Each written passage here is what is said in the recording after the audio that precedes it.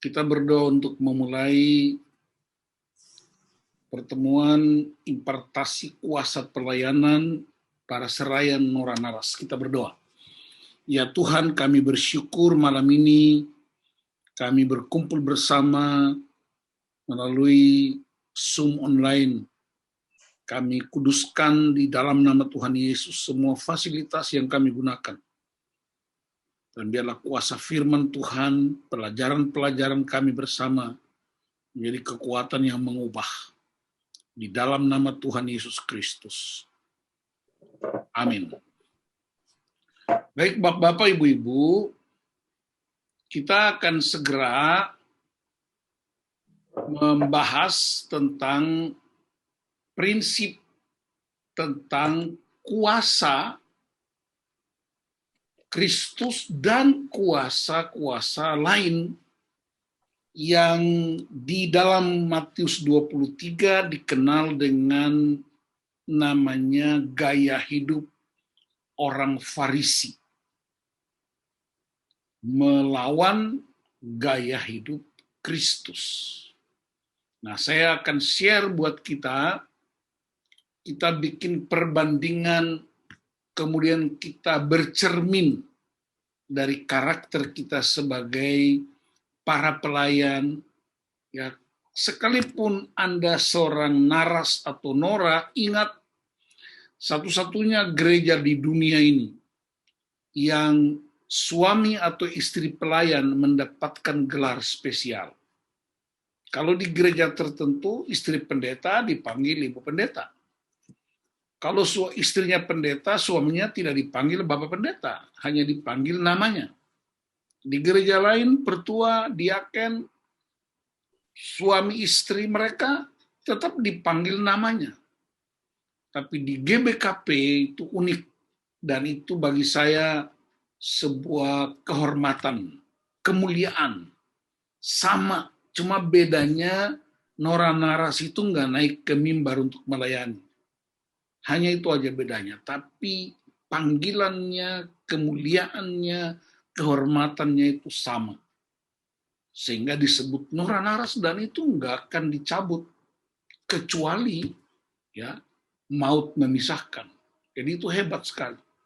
Saya renungkan berkali-kali, wow, kalau ini Nora Narasnya juga hidupnya, pelayanannya persis seperti para pelayan, betapa hebatnya pelayanan gereja itu.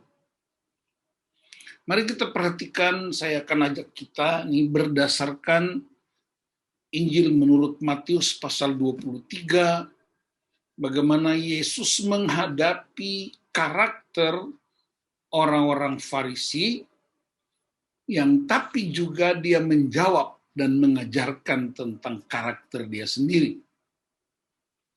Ya.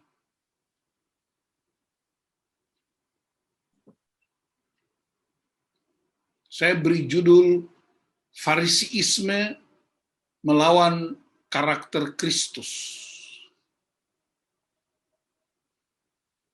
Di kitab Talmud itu kitab suci orang Yahudi,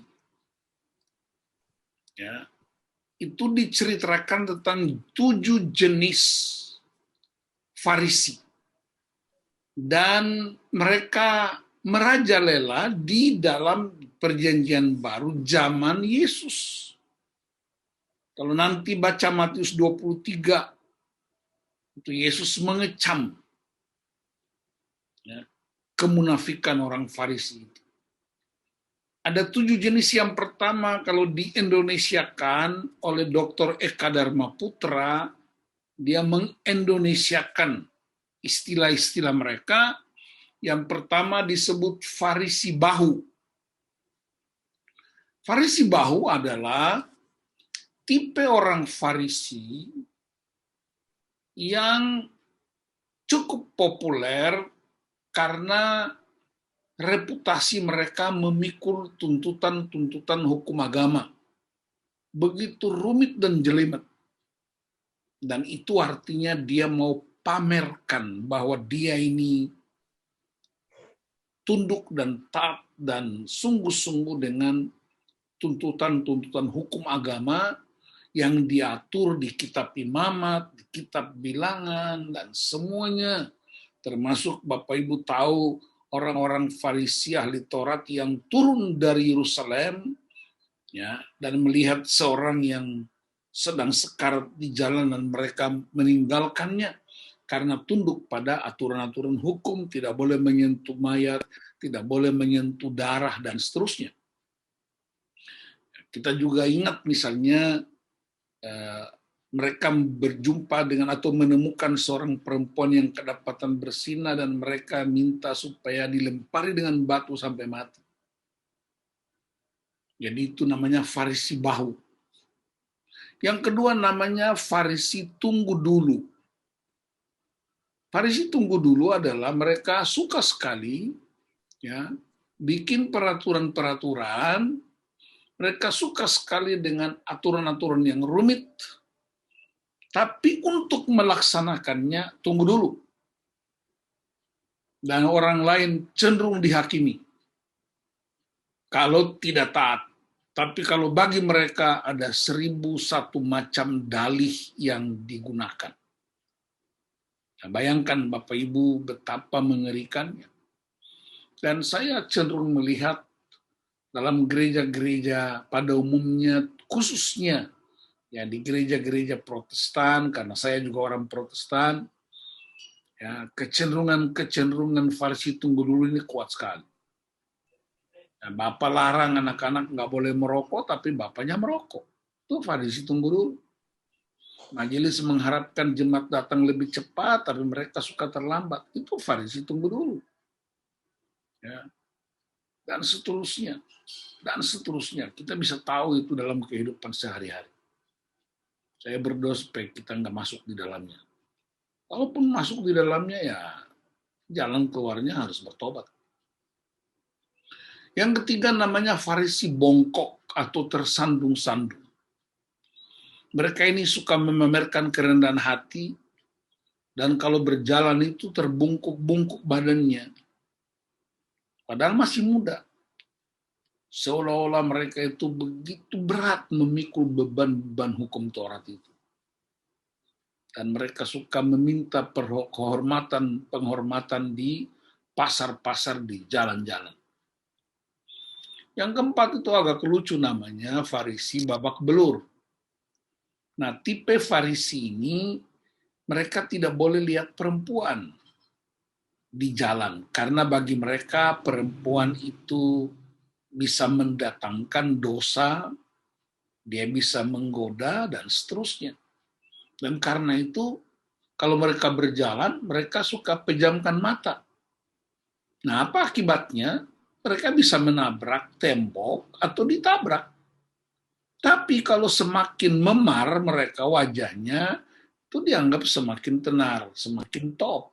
Kalau wajahnya ya itu babak belur, makanya disebut Farisi babak belur. Ya. Yang keempat namanya, itu yang keempat ya. Yang kelima namanya Farisi tukang hitung. Mereka kalau pergi kemana-mana suka bawa buku catatan. Dan buku catatan itu untuk mencatat semua perbuatan baik yang dia kerjakan hari ini. Nah, begitu malam tiba, mereka akan duduk lalu membuat neraca atau perhitungan. Berapa perbuatan baik yang telah dia lakukan, karena perbuatan baik itu ada upahnya. Masih ingat seorang pengusaha muda yang kaya raya datang kepada Yesus dan dia berkata, perbuatan baik apakah yang harus aku lakukan, dan seterusnya. Itu yang disebut Farisi tukang hitung. Yang keenam disebut Farisi ketakutan. Farisi ketakutan adalah tipe yang takut dengan hukuman Tuhan. Dan karena itu kalau mereka kemana-mana selalu membawa kain lap. Siapa tahu dapat undangan makan, sebelum mereka makan, mereka mesti membersihkan semua alat-alat makan. Sendok, garpu, piring, gelas, semua dibersihkan. Jangan-jangan ada sedikit ya, kotor atau ada sedikit ada celah makanan-makanan yang dianggap haram. Ya, siapa tahu itu ada najis. Itu sebabnya sampai sekarang di Israel masih ada restoran tertentu yang ditulis depan itu kosher. Kosher itu artinya tidak menerima makanan dari luar. Ya. Dan yang ketujuh, Farisi takwa. Farisi ini ya lumayan. Mereka takut akan Tuhan, sungguh-sungguh mengasihi Tuhan dengan cara mentaati semua hukum Tuhan. Mohon maaf ini kurang huruf N, hukum Tuhan. Itu 7 jenis orang Farisi yang sangat populer dan itu ada di seluruh perjanjian baru, baik di zaman Yesus maupun di zaman rasul-rasul. Ya.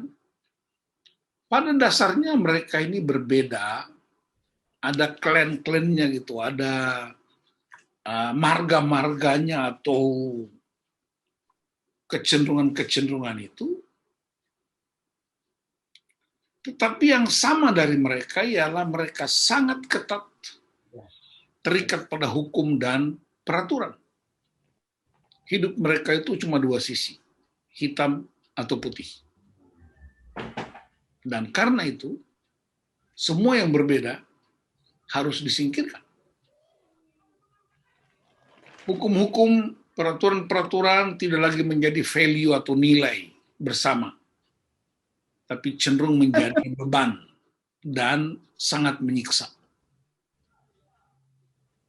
Dan yang jadi soal ialah mereka paksakan semua hukum itu kepada orang lain.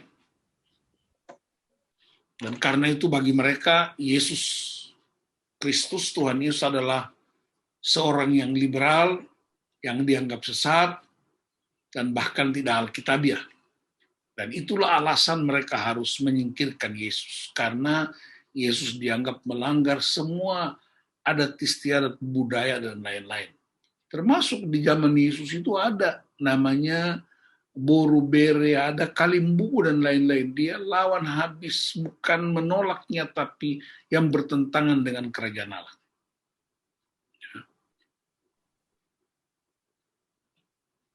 Sikap mereka cenderung mutlak, tetapi penuh kemunafikan. Makanya ada teman hamba Tuhan bilang, munafik itu artinya muka nabi, pikiran kotor. Itu namanya munafik. Jadi bapak-bapak, ibu-ibu, itulah karakter gaya hidup orang-orang Farisi yang sangat populer di zaman itu. Tapi mari kita evaluasi, mungkin saja di zaman modern ini masih ada para serayan, pendeta, pertua diaken di berbagai gereja yang masih punya gaya-gaya 7 jenis ini. Ada yang mungkin 1, 2, kalau 7-7-nya itu namanya Farisi sejati. Nah, kita periksa saja. Kita nggak usah tuduh orang lain, nggak usah cari kesalahan pada siapa-siapa, tapi kita jujur periksa diri kita. Apakah kita termasuk karena hakikat Farisi itu ialah membenarkan dirinya dan menganggap orang lain selalu tidak benar. Kalau begitu mari kita, apa yang harus kita lakukan sebagai para pelayan dalam mempelajari power karakter ini? Kita harus mengikuti karakter Kristus.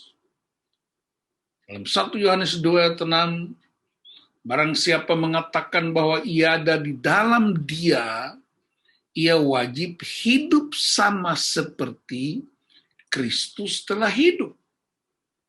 Kenapa kita mesti ikut karakter Kristus? Karena kita percaya bahwa Dia adalah kurios. Tuhan itu artinya kurios. Tuhan dan Juru Selamat. Dia adalah raja di atas segala raja. Dia adalah guru agung dan dia segala-galanya. Dan kalau kita berkata bahwa kita dalam Kristus, maka kita harus wajib hidup sama seperti Kristus telah hidup. Berarti kita mesti pelajari gaya hidup Kristus yang sebelum dia naik ke sorga. Jadi karakter itu enggak habis berdoa terus jadi, ikut seminar 2-3 kali terus jadi. No. Ikut pelatihan terus jadi. Saya sering katakan bahwa foto karakter tidak mengubah siapa-siapa. Jadi jangan mengira ikut foto karakter itu selesai. Foto karakter hanyalah memberitahu. Tapi perubahan seseorang itu karena firman Allah, karena gaya hidupnya. Dan gaya hidup yang paling benar mutlak ialah tiru gaya hidup Kristus. Tidak bisa kita tiru siapa-siapa. Dan gaya hidup Kristus itu tertulis di Alkitab sehingga kita bisa pelajari. Mari kita perhatikan apa gaya hidup Kristus. Saya hanya ambil 4 saja dari begitu banyak karakter Kristus. Dan menurut saya bisa kita praktekkan karena memang sudah banyak praktekan. Walaupun sekali lagi tidak ada orang yang sempurna. Ya. Saya suka istilah yang diucapkan Pak Pertua Nelson, Barus, nobody perfect in the world. Tidak ada orang sempurna di dunia ini. Tetapi kita bisa dimampukan untuk melakukannya. Karakter apa saja, yaitu Yesus sangat disiplin. Ingat disiplin itu kemudian muncul istilah discipleship atau pemuritan. Jadi orang mau berubah itu mesti dimuridkan. Bukan sekedar mendengar khotbah, kebaktian, PA, PJJ, no. Itu cuma mengalihkan pengetahuan. Tapi mesti dimuridkan. Terus menerus, one on one, 1-2 orang, terus. Sampai dia menemukan yang disebut divine color atau blue color-nya itu. Apa itu disiplin? Disiplin adalah melakukan sesuatu yang tidak bisa kita lakukan sampai kita bisa melakukannya. Orang yang tidak biasa berdoa, dia bisa lakukannya sampai jadi. Orang yang tidak rajin baca Alkitab bisa dilatih sampai jadi. Ya, saya salah satu yang sangat tidak mengerti teknologi. Tapi ketika dunia pandemi ini muncul, saya harus belajar disiplin, mempelajarinya sampai mengerti. Dan tidak lagi tergantung kepada orang lain, sehingga saya bisa dengan leluasa mempersiapkan bahan-bahan saya. Ya, saya biasanya ceramah, khotbah, seminar itu nggak pakai tulisan. Sepertinya dia cuma keluar aja. Tapi sekarang dengan pandemi, kita mesti melakukan semua berdasarkan teknologi, dan saya pelajari. Jadi tidak boleh ada alasan, wah saya udah tua, tidak boleh ada alasan saya gaptek, itu cuma pembenaran diri. Harus disiplin, because itu adalah kebutuhan kita. Itu kebutuhan jemaat. Apa ya disiplin? Yang pertama, disiplin pertama yang Yesus lakukan ialah doa. Dia berdoa, Bapak Ibu. Kenapa doa itu penting? Saya rasanya dalam pelayanan dengan GBKP Kebayoran Lama sudah pernah saya terangkan ini di beberapa pertemuan. Doa itu bahasa Inggrisnya prayer, dari kata Latin precarious, yang menggambarkan suatu situasi yang sedang genting, tidak aman, dan berbahaya. Itu namanya precarious. Itu namanya prayer. Jadi orang yang berdoa adalah orang yang sadar bahwa ada situasi genting dalam hidupnya, dalam keluarganya, dalam pelayanan. Bukan genting itu karena ada ancaman virus, bukan karena ada badai banjir.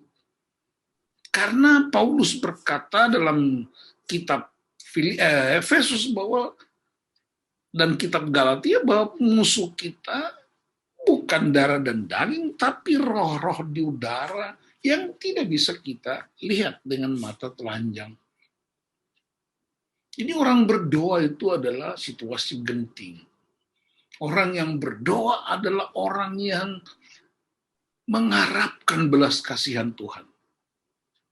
Nah, kadang-kadang saya sedih ya, kalau suruh pelayan-pelayan berdoa, waduh, bukan main itu, seperti kita mau mengangkat sebuah batu berat 1 ton gitu.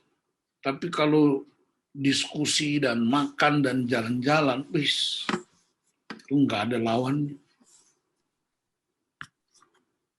Contoh orang yang berdoa dalam situasi genting itu Musa.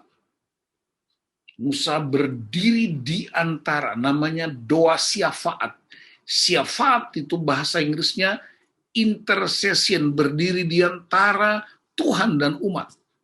Nah, kita para serayan bersama Nora Naras adalah orang-orang yang dipilih khusus untuk berdiri di antara Tuhan dan jemaat yang kita pimpin, apakah itu di Runggun, apakah itu di sektor, apakah itu di kategori-kategori yang Tuhan percayakan. Itulah tugas para serayan itu. Doa syafaat Abraham untuk Sodom dan Gomora. Doa syafaat Esther untuk situasi genting di Persia bagi orang-orang Yahudi yang diancam mati oleh Haman.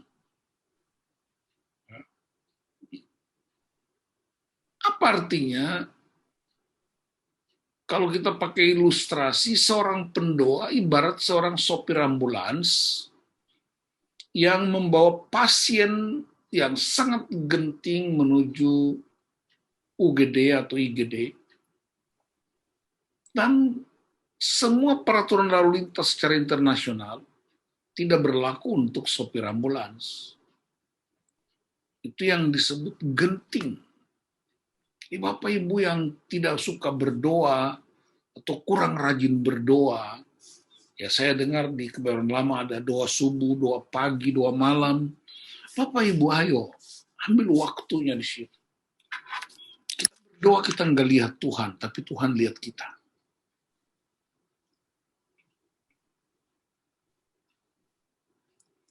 Doa adalah hubungan dan komunikasi. Doa adalah tempat di mana Allah dan manusia berjumpa. Mazmur 25 ayat 14. Tuhan bergaul karib dengan orang-orang yang takut akan Dia. Dan Dia memberitahukan perjanjiannya kepada mereka. Mau tahu perjanjian Tuhan, harus akrab dengan Tuhan. Melalui doa. Tuhan dengar kita melalui doa. Kita dengar Tuhan melalui firman-Nya. Doa membuat kita sadar siapa Tuhan dan siapa diri kita. Kita membutuhkan Tuhan. Dan seorang hamba Tuhan namanya Holisby, dia berkata, hanya orang yang tidak berdayalah yang bisa berdoa.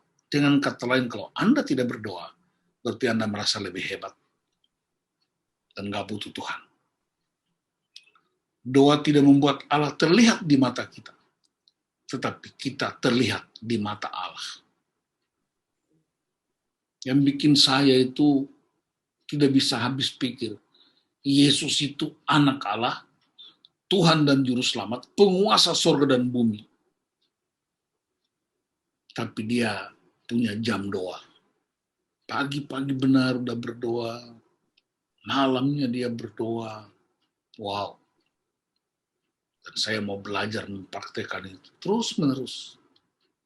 Tidak sempurna, tapi harus memulai. Yang kedua, Bapak Ibu, disiplin Yesus yang kedua itu berpuasa. Orang-orang Protestan pada umumnya nggak suka berpuasa. Atau tidak biasa. Tapi saya mau kasih tahu, Alkitab yang bilang berpuasa. Dan kemarin kita dapat sebuah rilis dari Ikatan Pemberi Nobel Internasional. Ya. Ada seorang seorang peneliti dari Jepang, yang menemukan, dan menurut saya itu sangat dahsyat sekali, ya, secara ilmiah, nggak usah dulu secara alkitabiah, secara ilmiah, dia temukan ternyata orang yang berdoa puasa, bukan orang berdoa puasa, orang yang berpuasa lebih dari 8 jam itu meningkatkan imun tubuhnya, dan itu akan mematikan semua bagian-bagian yang rusak dalam tubuh kita dan menciptakan imun baru. Dan itu mendapat hadiah Nobel karena itu penemuan terbaru. Baru kemarin diumumkan secara internasional dan saya dapat dokumennya.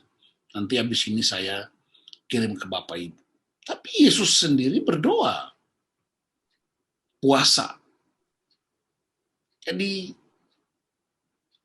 saya tidak mengerti waktu pertama kali saya mulai berlatih untuk berdoa puasa. Wow, orang pikir saya ini karismatik. Padahal Yesus punya gaya hidup. Ya, ada dokumennya namanya autopagi. Riset tentang konsep autopagi yang diimplementasikan dalam bentuk lapar atau puasa. Dan hasilnya Nobel dari peneliti Jepang, ya, itu luar biasa. Dia namanya Yoshinori Osumi. Dia bilang hasil penelitian yang mendapat Nobel perdamaian bahwa ketika tubuh seseorang lapar, maka sel-sel tubuhnya pun ikut lapar dan akan memakan sel-sel dirinya yang sudah tidak berguna lagi atau sel-sel yang telah rusak atau sel mati, agar tidak menjadi sampah dalam tubuh yang bisa membahayakan tubuh, atau dengan kata lain, tubuh orang yang berpuasa akan membersihkan dirinya sendiri. Ini secara ilmiah dibuktikan bagi tubuh manusia. Tapi nggak usah dulu kita lihat ilmiahnya. Yesus sendiri mengajarkan murid-muridnya untuk berpuasa.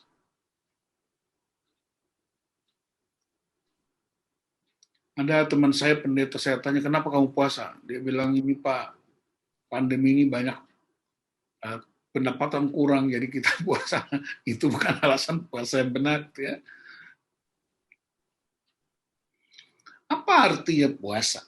Ketika aku berpuasa, kualitas imanku diuji dalam kesulitan. Kita mengerti apa itu kekurangan, kata Paulus.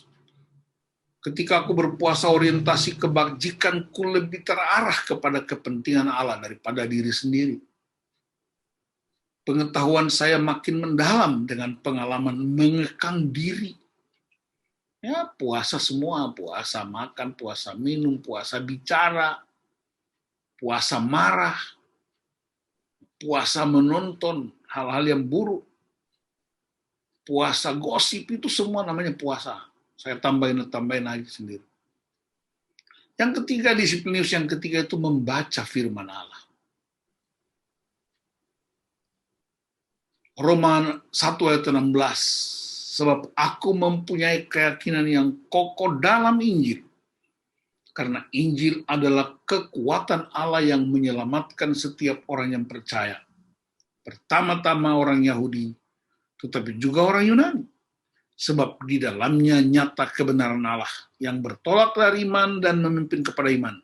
Seperti ada tertulis, orang benar akan hidup oleh iman. Jadi firman Allah itu kekuatan Allah. Tidak ada kekuatan apapun yang lebih hebat dari firman Allah.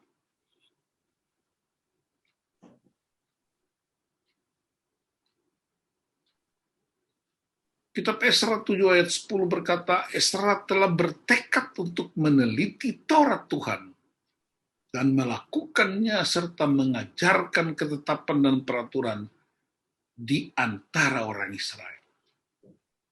Jadi itu memang firman Tuhan itu bukan sekedar kitab. Kitab itu bukan sekedar kitab yang isinya cerita. Itu Alkitab itu firman Allah. Ketika aku membaca firman, imanku ditumbuhkan dan dikuatkan oleh kebenaran dan janji-janji Tuhan. Kebajikan saya memiliki panduan bukan berdasarkan kebajikan manusia, tetapi pada kebenaran Allah.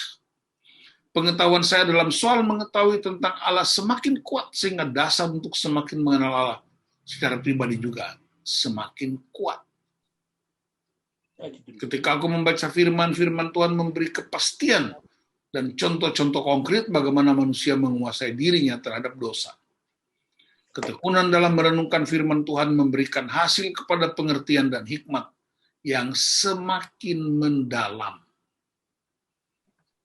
Rahasia atau disiplin yang keempat ialah menjaga kerahasiaan. Amsal 25 ayat 2 berkata, kemuliaan Allah ialah merahasiakan sesuatu, tetapi kemuliaan raja-raja ialah menyelidiki sesuatu.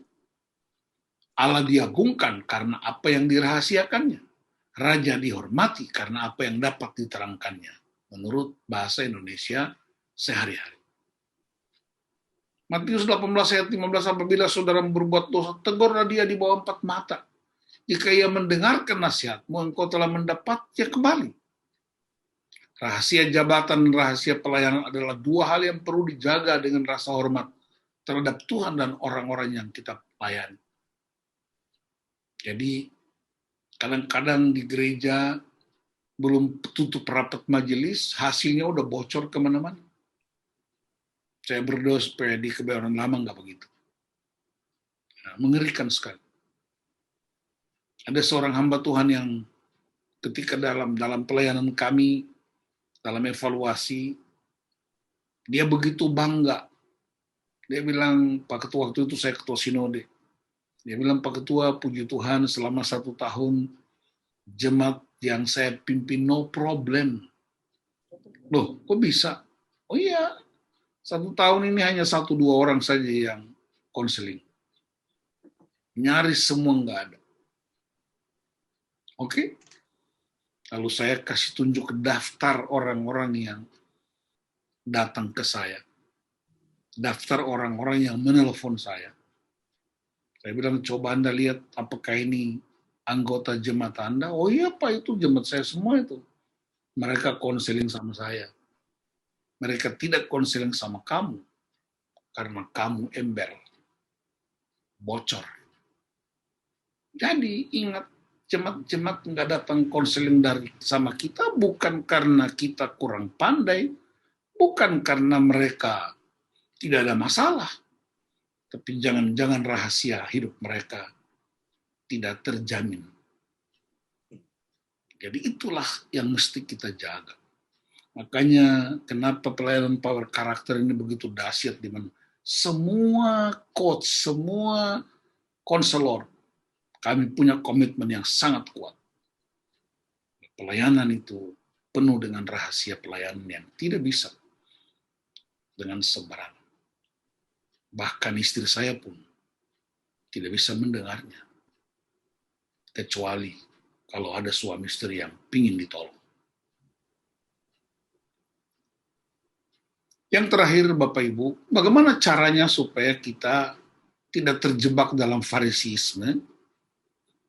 Kami pelajari 6 siklus kehidupan dalam pelayanan.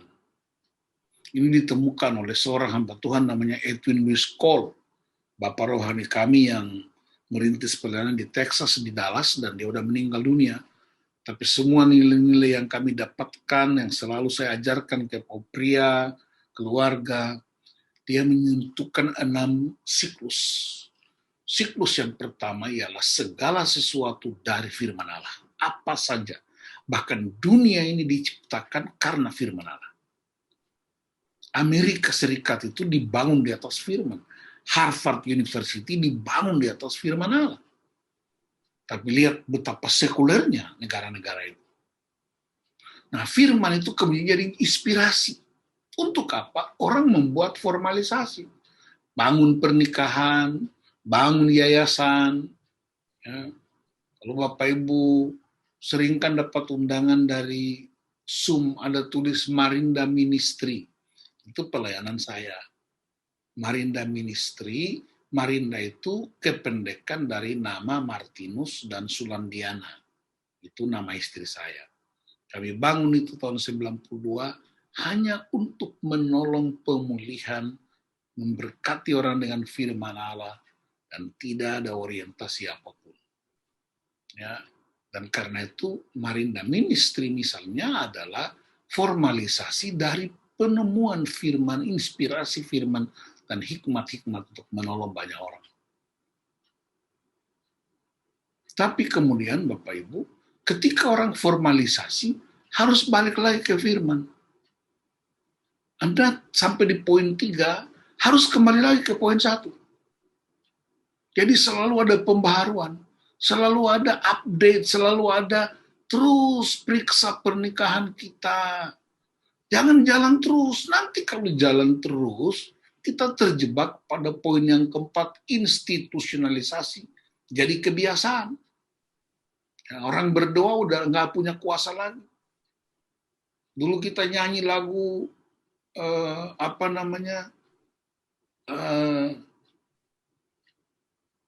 lagu yang sedikit top itu, hidup ini adalah kesempatan. Hidup ini adalah, orang nyanyi dengan begitu terharu. Karena udah biasa dinyanyikan lama-lama, biasa aja. Orang nyanyi sambil terima telepon. Tadinya kita nyanyi lagu Yesus sentuh hatiku. He touched me. Oh, he touched me. Lama-lama karena udah biasa dinyanyikan, kehilangan. Makanya perhatikan di gereja-gereja kita, lagu-lagu kidung jemaat itu dahsyat banget. Sangat luar biasa. Lagu-lagu dua sahabat lama, nyanyian rohani, pelengkap kidung jemaat, kata-katanya itu firman Allah. Lalu karena kita udah biasa nyanyikan sebagai sebuah kebiasaan, nggak alami lagi firman, lalu kemudian datang lagi lagu-lagu yang lain, kemudian kita berkata bahwa lagu-lagu kita ketinggalan zaman. Ibadah-ibadah kita dianggap ketinggalan zaman. Padahal kalau kita tekuni dengan baik-baik ibadah-ibadah kita, betapa hebatnya itu kita mengalami Tuhan dalam ibadah-ibadah kita. Itu yang disebut kebiasaan agamawi. Nah, kalau udah jadi kebiasaan, dia berlanjut jadi kristalisasi. Udah mengkristal, mengeras, tidak lagi mau berubah. Ya, kita kan begini, kita kan begini. Nggak mungkin lagi lah. Akibatnya jadilah sekuler. Amerika kurang sekuler apa? Padahal dibangun di atas firman Tuhan. Harvard University kurang sekuler bagaimana? Padahal dibangun di atas firman Tuhan. Keluarga kita dibangun di atas firman Tuhan. Tapi lihat, apa bedanya keluarga-keluarga kita dengan orang-orang yang tidak mengenal Tuhan? Dunia bercerai, orang Kristen juga bercerai. Dunia korupsi, orang Kristen juga korupsi. Saling bermusuhan di dunia, para seraian pun masih saling bermusuhan. Bagaimana mungkin? Itulah sebabnya siklus ini kita mesti pelajari. Dan kami udah latih banyak. Puji Tuhan, semoga pelayanan ini berguna dan penjelasan-penjelasan firman Tuhan malam ini akan menjadi inspirasi buat kita.